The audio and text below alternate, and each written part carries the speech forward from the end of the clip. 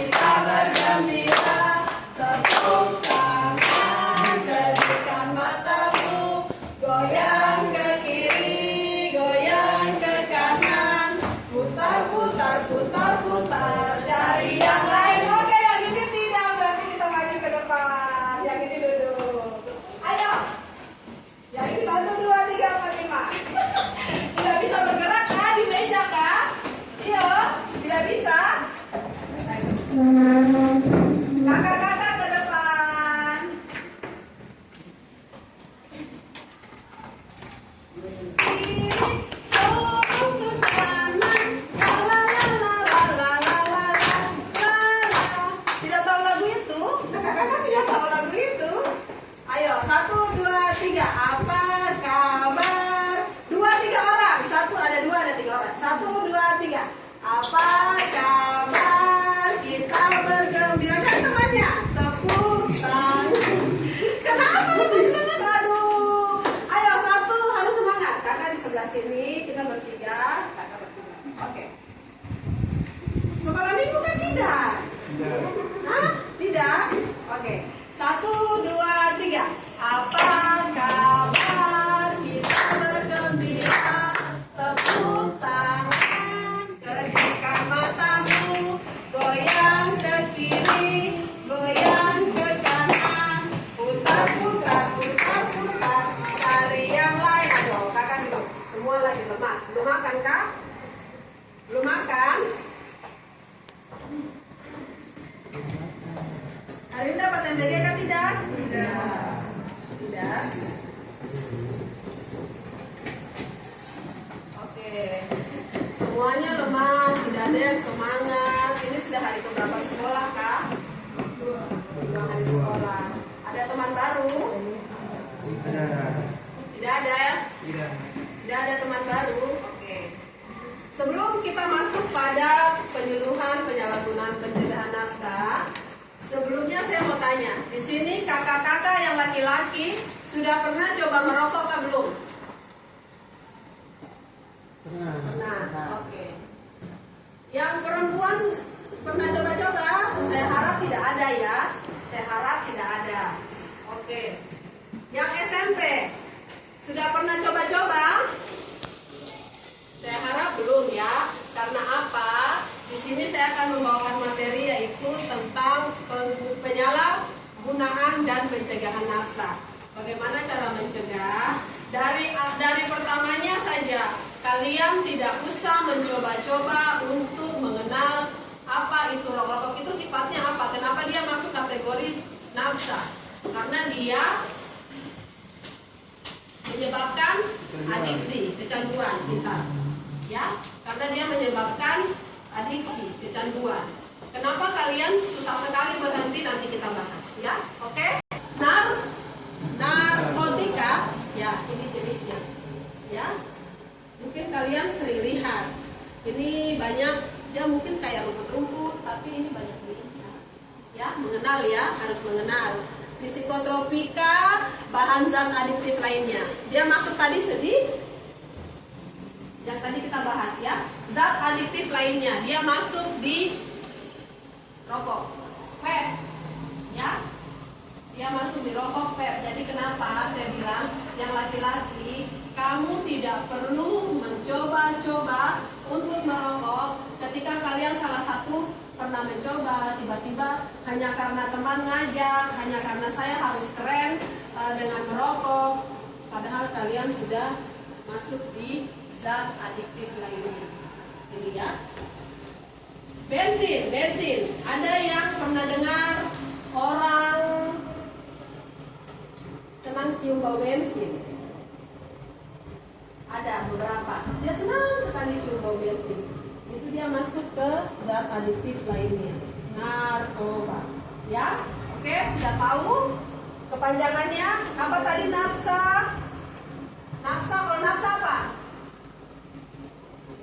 Narkotika, psikotropika, dan zat adiktif lainnya. Narkoba?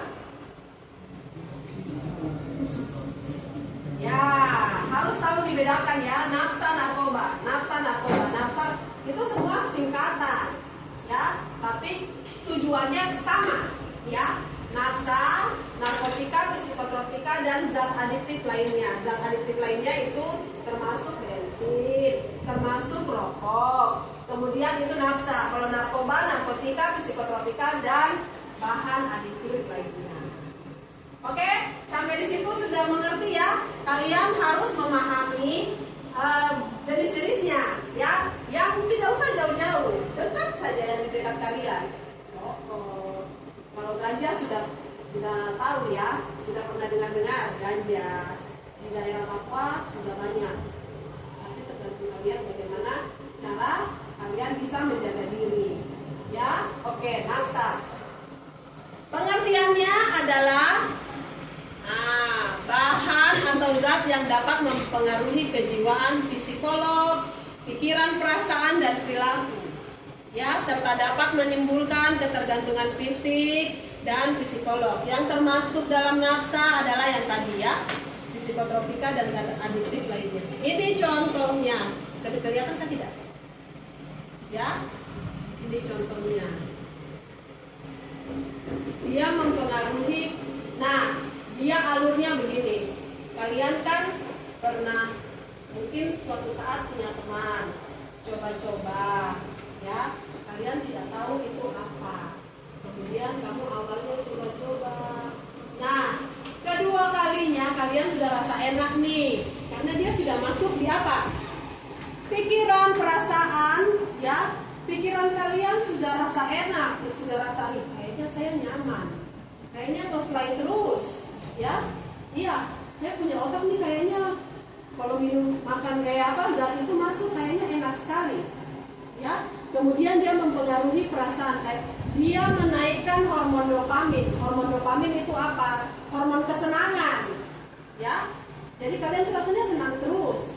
Padahal ada kesenangan alami yang kalian rasakan dengan alami sendiri. Itu hal yang biasa. Kita hidup itu ketika sedih, ketika senang, itu hal yang biasa, yang proses hidup yang harus kita lalui. Tapi ketika kalian mengalami banyak masalah, ketika mengalami banyak mungkin tekanan kehidupan di rumah, mama papa sering berantem, mungkin kalian merasa tidak dihargai, ya, itu kalian harus bisa mengelola stres dengan baik, ya, tidak harus jatuh ke sini mencari kesenangan melalui zat ini, ya.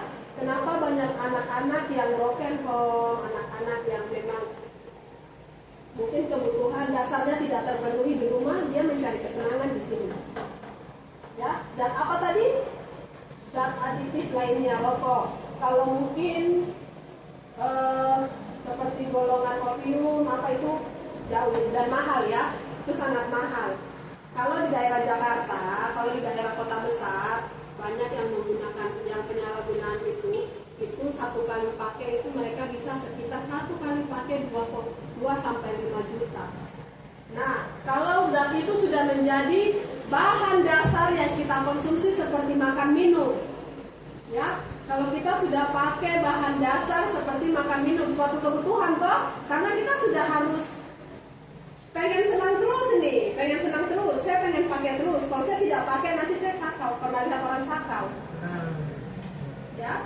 Kalau lihat orang sakau itu dia gelisah sampai pokoknya harus dapat barang ini biar dia bisa kembali hidup normal, ya. Kalau sakau itu dia bisa bagaimana caranya dia harus mendapatkan barang ini, ya. Ketika dia tidak mendapatkan, apa yang dia lakukan? Beri uang orang tua di rumah. Ada orang tua kerja itu setengah mati. Orang tua kerja untuk sekolahkan kalian, cari uang makan, kehidupan sehari-hari. Tapi kalian curi untuk barang ini. Itu bagaimana? Bagus kan tidak? Ya? Oke. Jadi ketika pikiran perasaan kalian dipengaruhi sama yang namanya zat-zat yang ini, ya, mempengaruhi juga lah perilaku kalian. Orang yang pakai ini tidak ada punya perilaku baik, ya. Orang yang pakai ini dia punya perilaku tuh selalu menyimpang, ketika mereka mendapatkan kebahagiaan, hormon dopaminnya sudah naik, ya, hormon dopaminnya sudah naik, dia pasti akan melakukan kejahatan. Ya, kenapa kalian dari awal sedini mungkin harus mengenal apa yang boleh, tahu batasan ya, apa yang boleh, apa yang tidak. Kalau kalian sudah melakukan kejahatan seks bebas, kemungkinan masuk nggak ke sini? Kira-kira masuk atau tidak? Tidak tahu. Kalau pikiran kalian, perilaku kalian sudah dikuasai oleh ini, kalian pengen menikmati seks bebas itu akan ada. Ya, itu termasuk kategori hormon dopamin yang akan kalian mencari kesenangan. Nah. Ya. Oke. Dan ini ada dampak negatif dan positifnya yang kalian harus tahu itu dampak negatifnya ya. Kalau dampak positifnya biasa dari segi kedokteran itu digunakan untuk obat bius. Ya, obat bius dan antiseptik. Ya. Kalau dampak positif tapi ini ada dosisnya. Ya. Yang ini ada dosisnya yang dipakai dari ilmu kedokteran. Kalau kalian mau operasi anestesi, pernah dengar anestesi obat bius, itu ini. Ya, inilah yang dipakai. Tapi ada standar dan dosis yang dilakukan oleh dokter. Tapi yang perlu kalian ketahui, kalau kalian ini mending tidak usah coba-coba. Oke? Kemudian next. Nah, ini contoh remaja. Ya, ini kasus ini dari BNN.